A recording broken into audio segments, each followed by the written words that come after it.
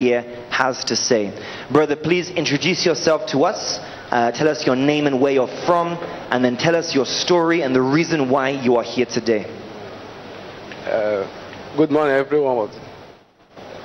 My name is Valentine Abazie from Imo State, Nigeria. So I went to Libya 2015. So my intention going there was to cross over from Libya to Europe. So when I got there, things have been so hectic. So I don't have enough money to cross over. So I stayed in Libya to work for a while to raise the money so I will cross the sea. So when I was in the ghetto, that was called it camp. So I was there waiting, working. If I go outside work, if I work, then later I will come back to the ghetto to rest before waiting for the money to complete, so I will cross over. So when I was there, I met a lady there.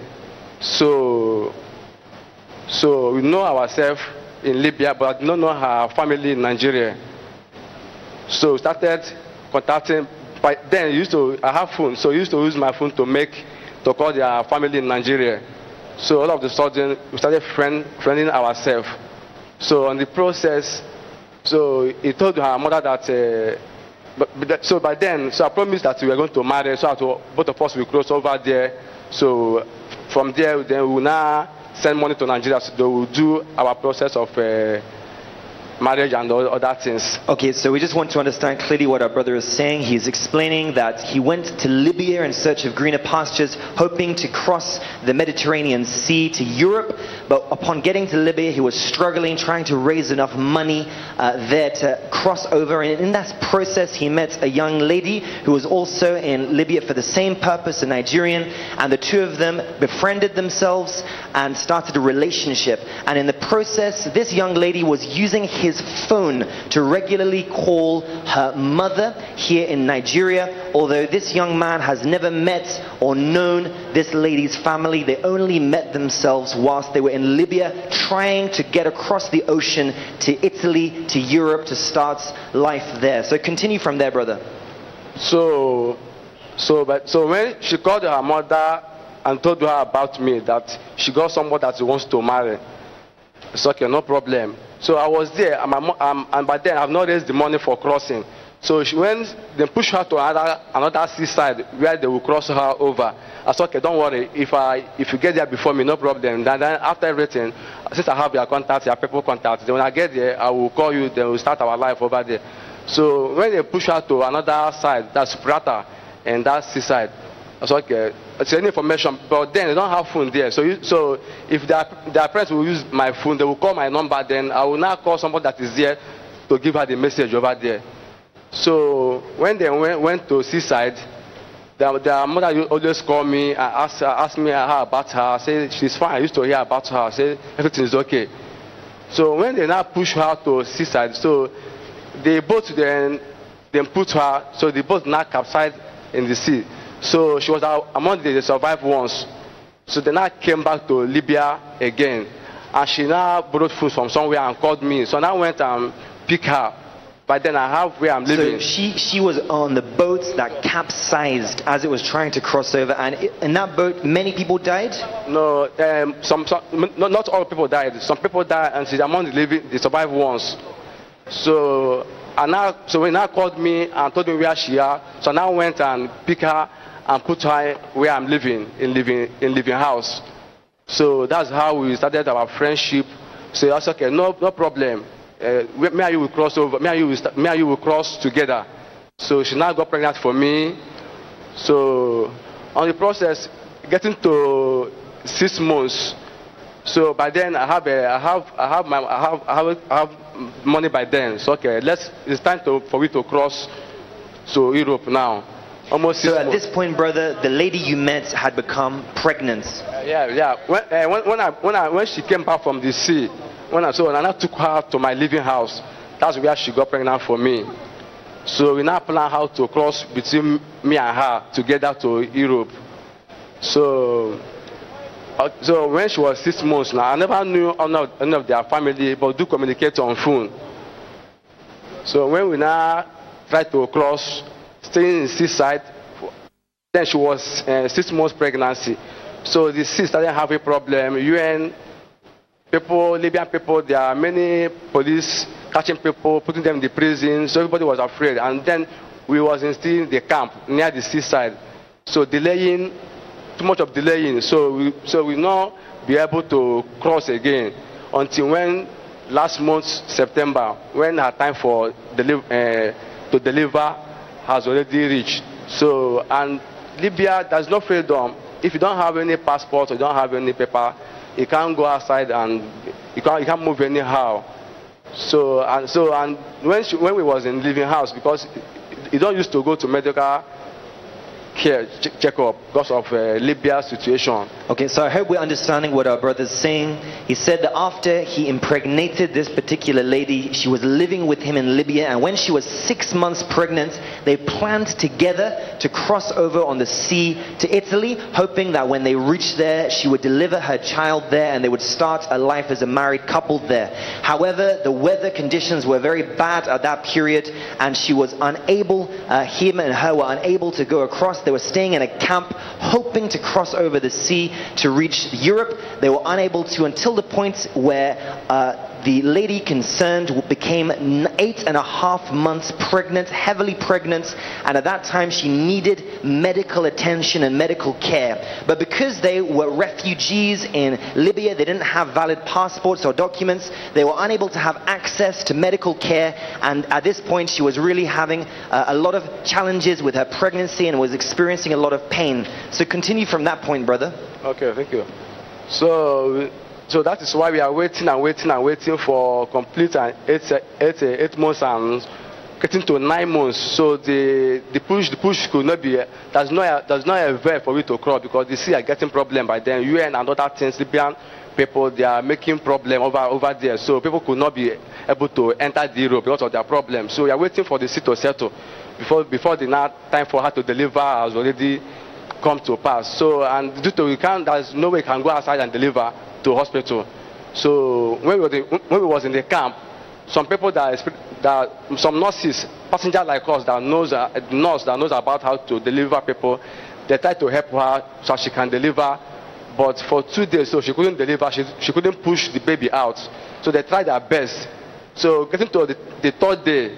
So you mean she was in labor for 3 full days? Yeah, for 2 days. For and 2 that days was labor. in this camp without any medical attention or care? No medical attention because of we are afraid of going out to hospital because of maybe they can easily catch us on the way and arrest us. So they tried their best to make sure she delivered the baby for that 2 months. So she couldn't deliver it. When I called the people that used to push us to Europe, so he now sent the Libyan person to come and take us to hospital. By then it's getting to 3 days. So he took us to hospital. For the first hospital, they said they scan everything. They said she has a high BP pressure. That is too much. That she can't deliver the baby unless operation. So in the process, now they now direct us to another hospital in that same state. The same thing they said. Before they now transfer us to another state out of the state where we are, that's another hospital. So they now sent ambulance to come and pick us. But then she's already weak. She can't talk. She can't eat nothing. So when we get there now, in the midnight, around 2 o'clock, they now took her the labor room. So by then I was outside waiting. So when I now came out, that was morning because when they around 2 o'clock in the midnight, that was 2 in the morning. So they now came out. So I slept outside. They now came out and told me that she couldn't survive that they did her operation. She couldn't survive it. So all of a sudden she died. But they already operated the baby and brought out the baby and took the baby to incubator for him to survive. So people of God, I hope we understand what our brother is saying. at the time where the lady in question had been in labor for up to 3 days without being able to give birth, finally our brother had to call one of those involved in trafficking people across the sea from Libya to Europe, and seeing her terrible condition, he actually helped take her to a hospital. But upon reaching the hospital and going to various hospitals, finally when the lady underwent an operation to remove the pregnancy, as the baby was taken out, the lady died. And she died moments after the baby had come out, and that was the news that our brother met waiting outside, that the lady he impregnated in Libya, who had never known her family, never known her parents, that lady had died, and the newborn baby was left alone with him. Continue from there, brother. So when they came out from the hospital and told them that she had died, like after some days, I called their people in Nigeria and told them they know about it. They said, okay, no problem. So what about the baby? I say, they are still praying for God, you survive. So for about 2 days later, now when I went to my house, so I bought some drugs and give money to give them, so they will give him injection, other things. So after the 4 days now, I went and take my baby from the hospital to my living house. So, and there's no way I can take care of the baby there, because the mother now is still in the mortuary right now before they raid everywhere in Libya. So that when I now met, we are living in the same house, this lady. So she's the one helping me to take care of the baby, betting on that, I'm giving him baby food. So the lady beside you is someone you met in Libya, who is just assisting you to take care, to clean the child, because you have no experience with this, and the mother of the child is late. Exactly, yeah. So what happened that you now were returned to Nigeria? Okay, because they say UN already given Libya authority to send all the people that are not in Libyan citizens to come to go back to their country because of their election. That's what we had.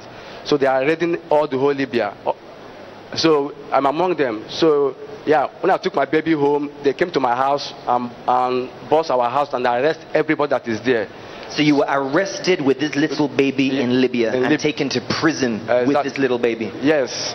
So that's how we now arrested in Libya, from prison to prison, until we now get to the deporting camp before they now deport us. So I have to take this lady along with me, so I will take care of the baby, because when I was in Libya, I never knew any of the member of the family of the girl. So there's no way I can locate them. So that is why people that came together as a refugee from Libya. So we came together. So when we came together, they settled all of them. But when I briefed to the people that's here, they asked me to wait, that my case is different. Okay, so what you're saying, brother, is that from the prison camp, you were deported back to Nigeria. Yeah. And upon arriving in Nigeria, you realized that you had no means of reaching the family, the grandparents of this little girl, because you didn't have their contacts, and you decided to come to the Synagogue Church of All Nations, believing that you would have divine intervention here, and you explained your case to the evangelists here. Is that right? Okay. So as you're here right now, when did you arrive back in Nigeria? We came back on Tuesday.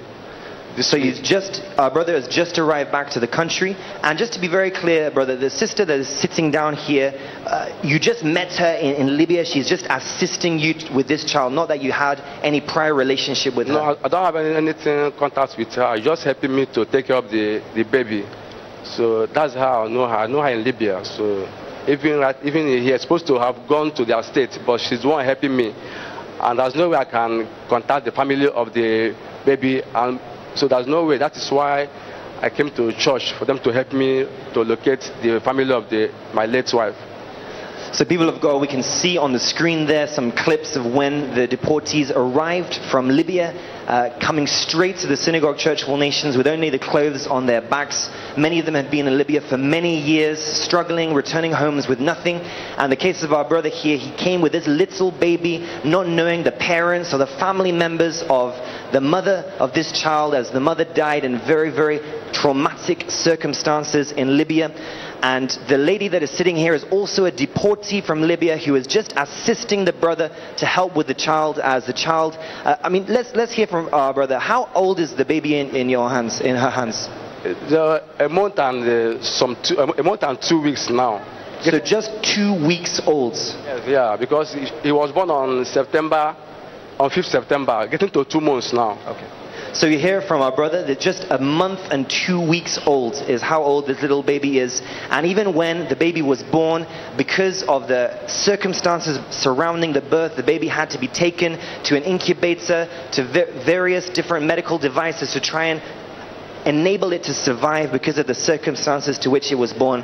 And that's why our brother is here. So brother, as you're here in the Synagogue Church of All Nations, what is it that you're asking Jesus Christ to do in your situation now? I want a man of God to help me, because now I don't have anything. So I'm just like, because when they deported me, I don't have anything, and the baby, many things. I have lost many things. So I don't have anything with me to take care of the baby, and many things. I don't have a job to. That is why I'm struggling my life. So I want man of God to help me to survive. Okay, so people of God, we've listened to the cry of our brother. And as was mentioned here, the large group of deportees arrived from Libya during the week and came to the Synagogue Church of All Nations. And we're here to inform the church that Prophet T.B. Joshua's attention was drawn to the case of our brother. And by the special grace of God, Prophet T.B. Joshua has located and invited the family members of the lady who died in Libya. Our brother has never seen them physically before. They too have never seen him before. But through the divine intervention of Jesus Christ, Prophet T.B. Joshua, through the Spirit of God, was able to locate the family members of this little child. And they are here in our midst right now. We want to invite them to come forward. Acabamos de escuchar la experiencia de vida de este muchacho que nos visita desde Liberia. Él es un nigeriano que vive en Liberia y él conoció a una dama allí donde se enamoró y ella quedó embarazada de él. Nos comenta que esta muchacha estaba embarazada, ellos estaban planeando pasar a la barrera de Europa, pero por el caso de que ellos estaban indocumentados pensaban hacerlo en la noche. Fueron a un campamento a vivir y la muchacha mientras estaba embarazada ella comenzó a tener trabajo de parto. Entonces ellos tuvieron un tiempo muy largo con el trabajo de parto, pidiéndole al hombre que los había llevado al campamento que los pueda llevar por favor a una ambulancia, a un hospital. Fueron al hospital, la mujer estaba muy débil. Luego de dar a luz al bebé que vemos aquí en pantalla, ella murió. El bebé estuvo en trabajo para que el bebé estuviera más fuerte. Este muchacho se hizo cargo del niño. Él se acaba de encontrar con esta mujer en la prisión en Liberia, ya que ellos están indocumentados, y él le pide al hombre de Dios que pueda localizar a los padres de la mujer que murió a causa de tener a este bebé. Nous avons entendu le témoignage très très touchant de cet homme qui a dit qu'il est allé chercher l'aventure pour aller en Europe. Il a voulu traverser à travers la Libye pour aller traverser la Méditerranée et aller en Europe, mais durant cette pérégrination, le bateau a coulé plusieurs fois, il a risqué sa vie plusieurs fois. Durant cette vie d'aventure, il était parqué dans un camp de réfugiés, et là il fait la rencontre avec une femme qui était réfugiée en même temps. Ils se sont rencontrés, la femme est tombée enceinte. Mais lorsqu'elle était enceinte, durant la période d'accouchement, l'accouchement s'est très mal passé et la femme est morte, donnant naissance à un petit bébé. Et il ne savait pas comment faire pour s'occuper de ce bébé. Et une jeune fille qui était réfugiée, qui est assise sur ce siège, c'est elle qui l'a aidé à prendre soin de l'enfant. Donc lui, il n'avait absolument rien, aucun moyen de s'occuper de ce bébé. C'est ainsi qu'il a trouvé la grâce d'être déporté, d'être envoyé au Nigeria. Il est venu au Nigeria avec ce bébé. Il est venu avec un groupe de réfugiés que le prophète Joshua a accueilli à l'église. Et durant cet accueil, l'homme de Dieu a pris conscience du cas de cet enfant et de cet homme. Et il a essayé de chercher la famille de l'enfant qu'elle a retrouvée. Donc voici la véritable famille de la femme qui est décédée, qui est ici à ses côtés, et a pris l'enfant en soin. L'homme de Dieu s'est engagé à les aider. So people of God, we understand this is a very emotional moment we are witnessing right now. We just want to take the time to listen to the family members who Prophet T.B. Joshua invited because of this brother's case. So our mother here, we'd like to hear a word from you. Could you please introduce yourself to us and tell us what can you say concerning the story that has just been narrated? Praise Master Jesus. My name is Esther Okonkwo. I'm a businesswoman living in Benin.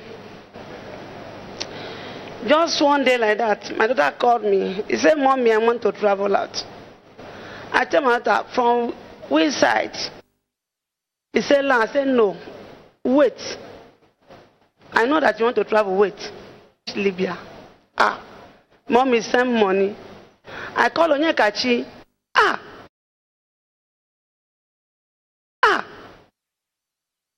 Waiting. You won't kill me when you know I not get mind.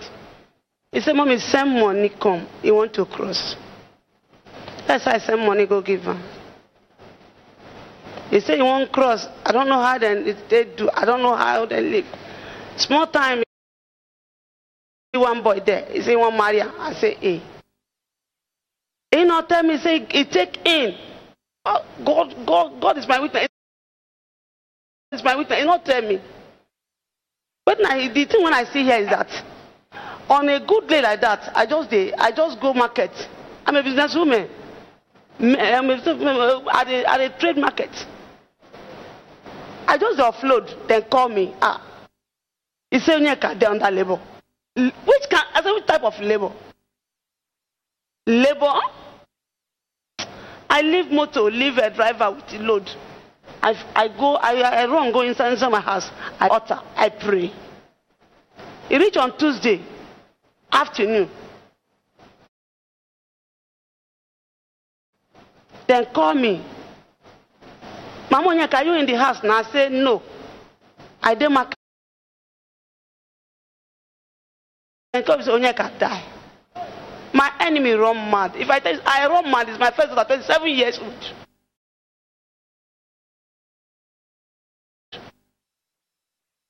I don't know how I go take reach them. I don't know how to take. I don't even know the husband. But today, when I take, they communicate for inside Facebook. If you say that today, me see him face to face. So you mean to say, Madam, that the young brother standing here and the other lady, you have never seen them before? No. It's my first day to see him like this. When the thing happened, 4 days we didn't hear them. I said, so Onyeka die. He can die for Lord. My name is just lose everything in life. I will begin to pray. It is about 4 days. They send the picture for this baby. I begin to use the picture. They pray. I was also on Thursday. I got a call.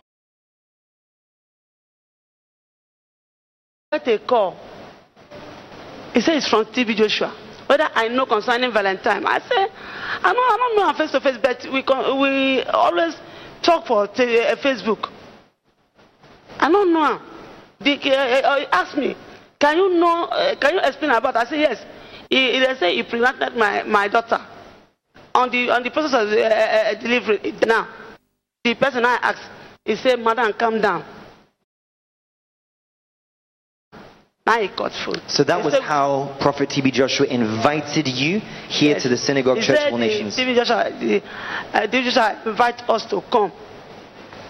And that's how, so once again, people of God, we just want to fully understand what our mother is saying. She is explaining how she had actually warned her daughter not to try time, but one day upon that she was in Libya, and through their conversation she found out that she had tried to cross over the sea to Europe on several occasions, unsuccessfully, even a time where the boat capsized and many people died, and she was one of the sole survivors. And she later learned that she had befriended a gentleman in Libya, and at that point that she had become pregnant. And also our mother learned one day that as she was in labor, her daughter had actually died but had given birth to a child before she finally passed away.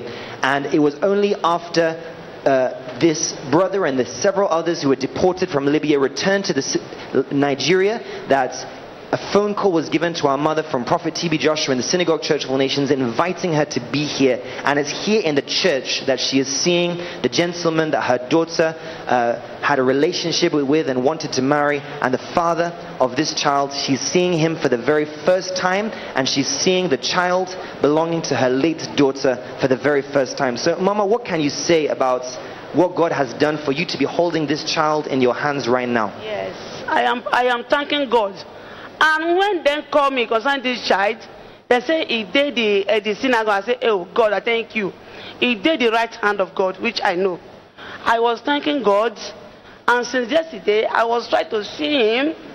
They not allowed me, and I was so happy. So today you are happy to know that you have seen the gentleman concerned, and you have reconciled with this beautiful baby boy through the intervention of Jesus Christ. Yes. Let's put our hands together for Jesus Christ. And Madam, who is the young lady standing beside you? Chinonso Okonkwo. Who is she to you? She's now Onyeka senior 2 times. Okay, so she's your daughter and the sister of the lady that passed away in Libya. Yes. So let's just hear a quick word from our sister as well.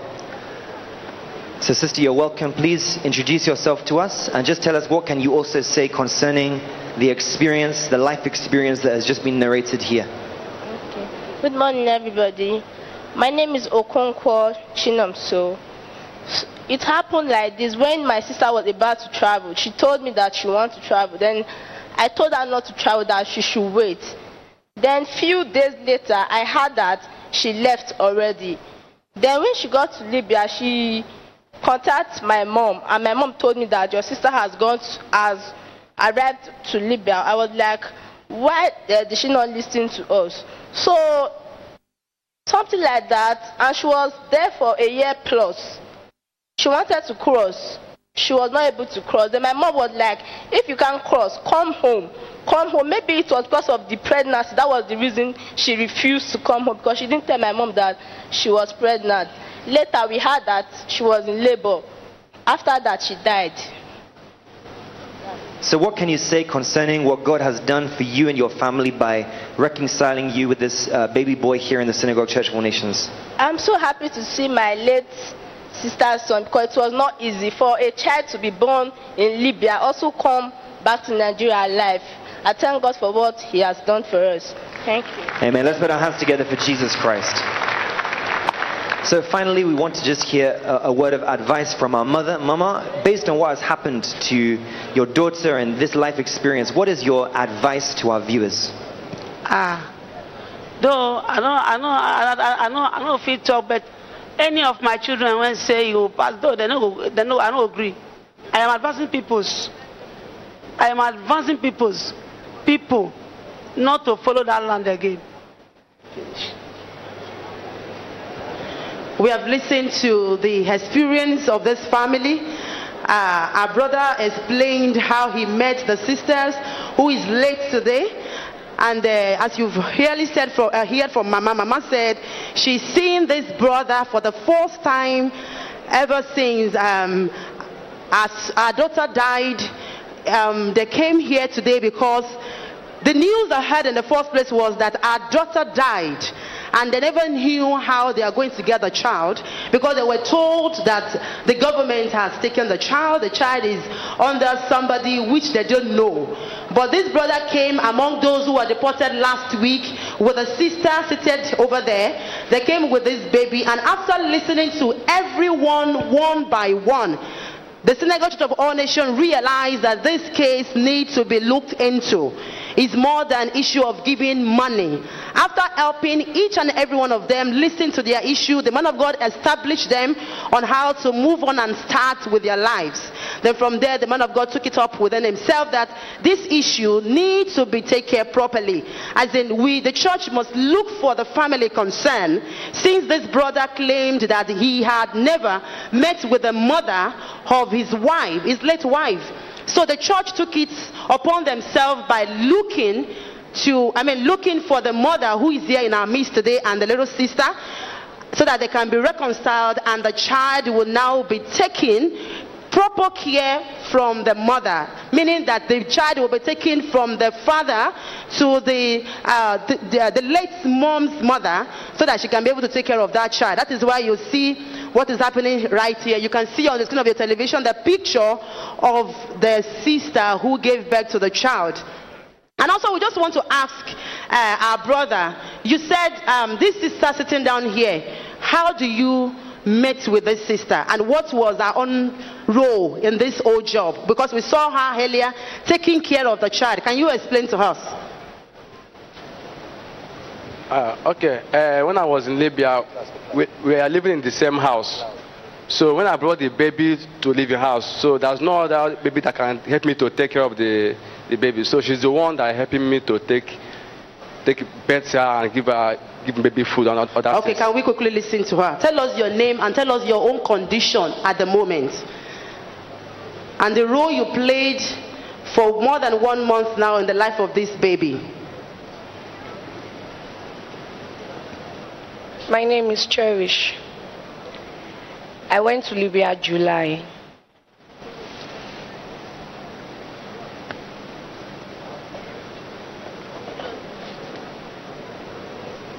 Tell us your name and your condition at the moment. My name is Cherish, and I'm pregnant. You are pregnant? Yes. Okay. So you also went to Libya, right? Yes. So where is the father of your baby, expected baby? Before my commencement to Libya, 2 weeks after our mom's burial, he has gone back to Italy. Okay, so we understand that for the past 1 month, you've been taking care of this child. Yes. Can you explain to us a little bit about your role? I was a mother there for him. So when they brought the child from incubator, I was in the delivery house with them. So they gave me the child to take care of, and I'll be taking care of him now. The baby is just 2 months old. The baby is just 2 months old. Yes. And have you ever seen this woman sitting down here? Have you ever seen them before? No. Okay, tell us, how old are you? And if you can just explain to us, for the benefit of young ones who are watching, listening to you, how old are you and why did you make this journey to Libya? I'm 25 years old. I graduated this year, July, from Delta State University, Science Department. So my brother and my family, relatives are over there. When I got home after I finished my project in school, my brother decided to take 6 girls and 3 boys over to Italy. So that day, I came back from school. I was washing outside when my mom called. So when my mom finished calling, after my brother called my mom, they finished explaining, talking to each other. I told my mom that I would follow the people going. So my mom was like, "Are you sure you want to make this journey?" I said yes. She said okay. She prayed for me. Then he phoned my dad. My dad said no problem, that I should continue, that their grace is with me. So where is your mother and where is your father? My mom is in Edo State. You are also from Edo State. And your dad? My dad is in Edo State, but I'm not from Edo State. They live in Edo State. So you mean after graduated from science in the University of Delta, you actually made the journey to Libya? Yes.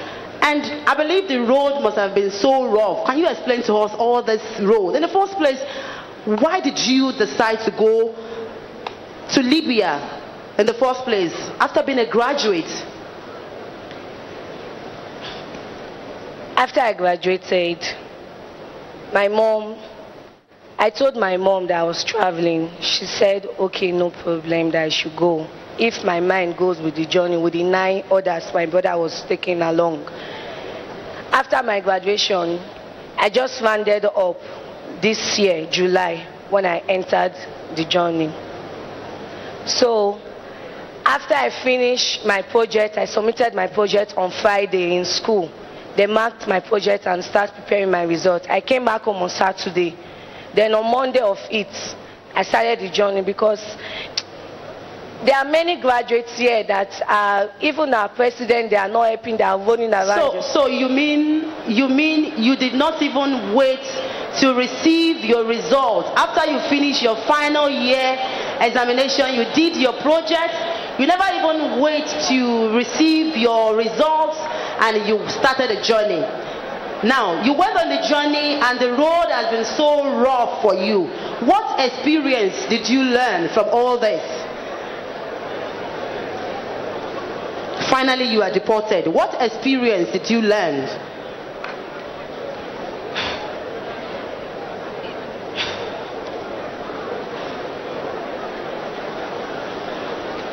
You know, the reason why we are asking you, I believe what you saw, you would never allow your enemy to see the same thing. And I believe that there are a lot of youth who are listening to you. They need to share your experience.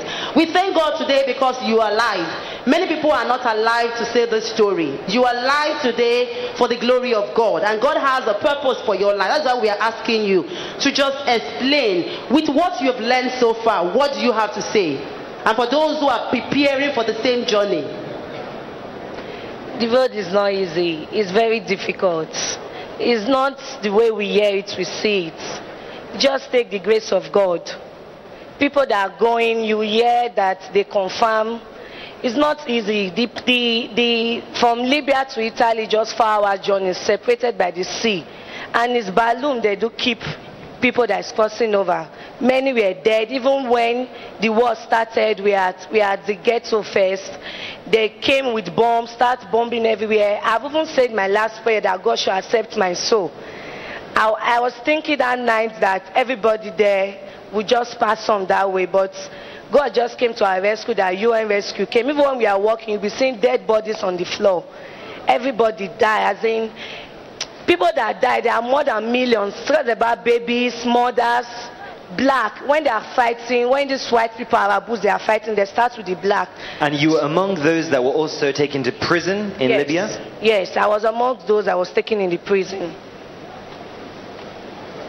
So once again, people of God, we're just learning a life lesson from the confessions we're listening to right now.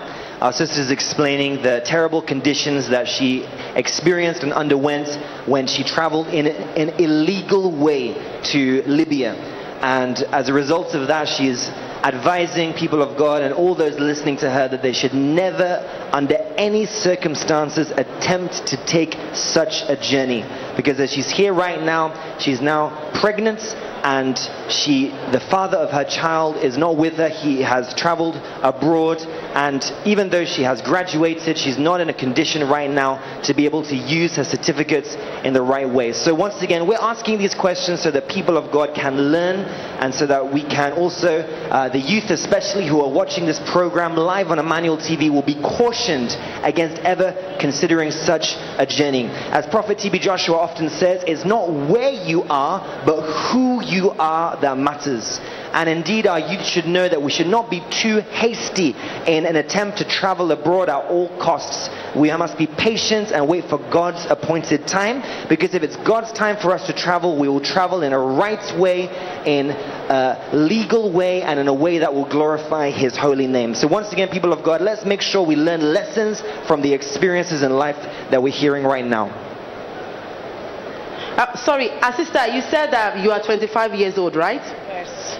And at what age you traveled?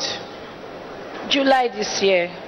So you traveled just few months ago? Yes. Okay. You know, we are saying this because I think you didn't know how the grace God has given you. You are such a beautiful lady. And I believe that when you went to the university to study for 4 years or 5 years of your time at the university, you never planned to end this way.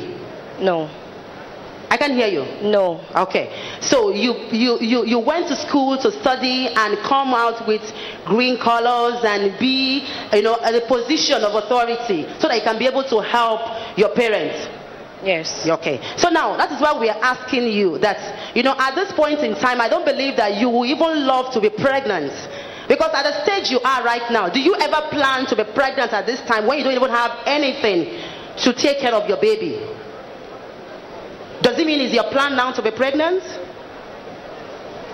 You see that it is not your plan. It is just a lesson that you have really learned from this. And I believe this is a lesson that everyone who is listening to you, the young ones out there, needs to learn also, that it is never your plan as a graduate, you know, to end up with pregnancy, leaving your school. You know, you went to school to be able to educate your parents.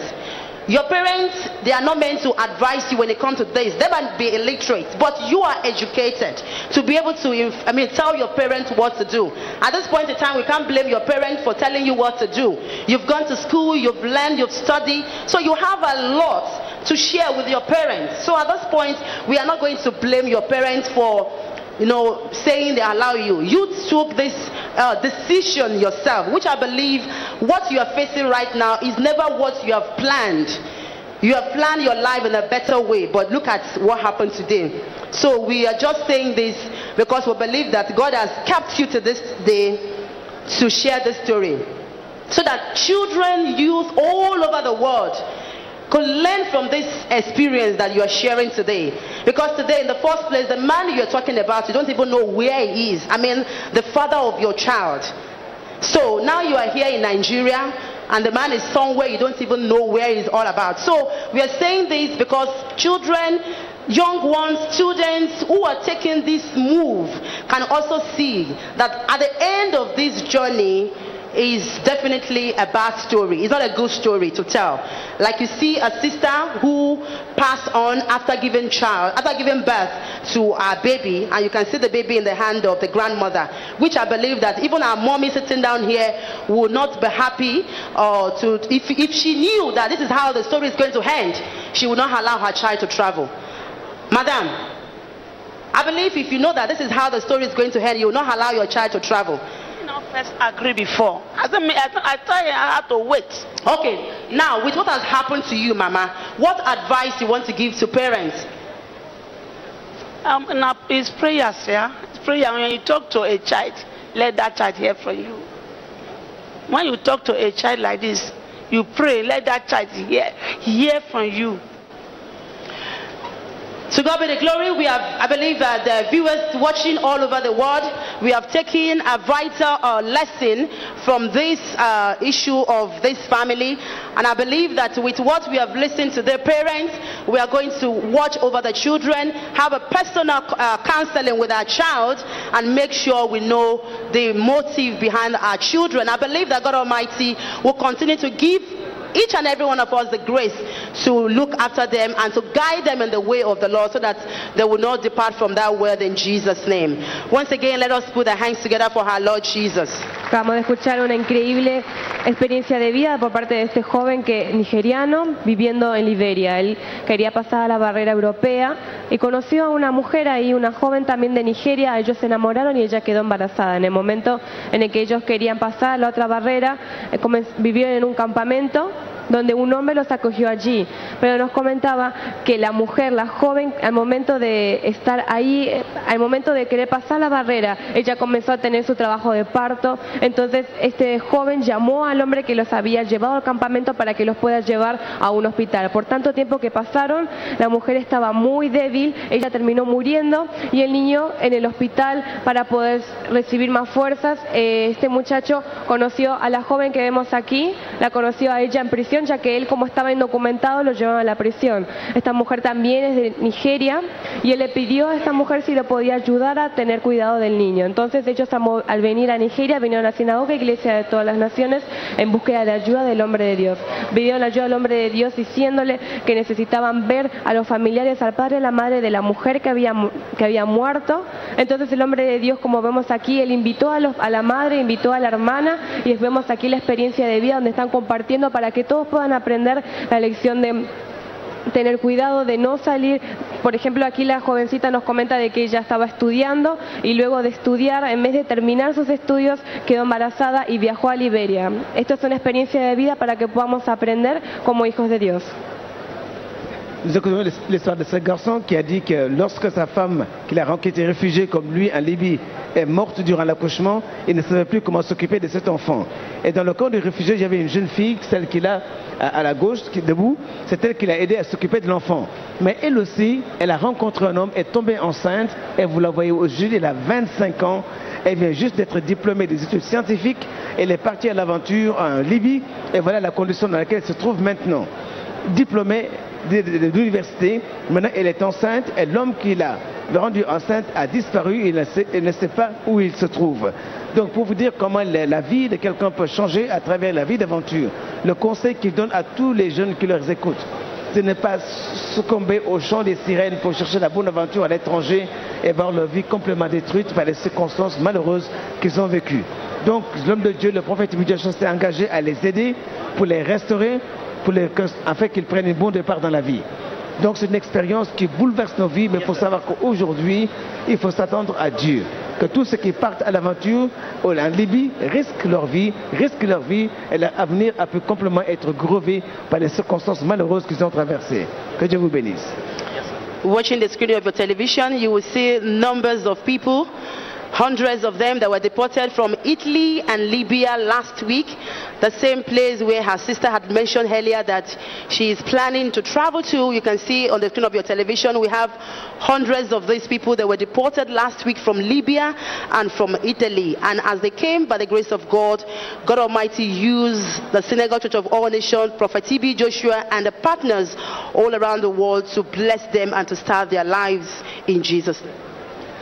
Hallelujah. So once again, people of God, we have listened to the life experience of the people that are standing in front of us here. And just as our brother arrived from Libya this week, as you've been seeing on Emmanuel TV, every week there are large groups that arrive, deportees from Libya, who come to the Synagogue Church of All Nations in search of refuge. And it's a real privilege to be in a position to help. As you can see on the screen, this is a large group that arrived in the course of this week. Hundreds who arrived from Libya, who came, who were given financial support as well as material support, bags of rice, to enable them to start a new life after they returned from Libya with nothing except the clothes on their backs. And we want to assure the family that we have just listened to right now that Prophet T.B. Joshua is going to see them concerning the issue that has been raised in the service today. And we believe that so far as they brought their case into the presence of God, definitely God Almighty will not leave them without solution. So as we've seen here in the presence of God, the child has been given to the mother of the late lady who died in Libya, and she has taken custody of that child right now to the glory of God. And this has taken place in the presence of God. So viewers around the world, thank you for taking time to listen to this life experience. We believe you have learned some valuable lessons that will help you greatly in the course of your own lives, and we know that the best is yet to come in Jesus' name. Let's put our hands together for Jesus Christ one more time. Comme vous l'avez vu sur l'écran de télévision.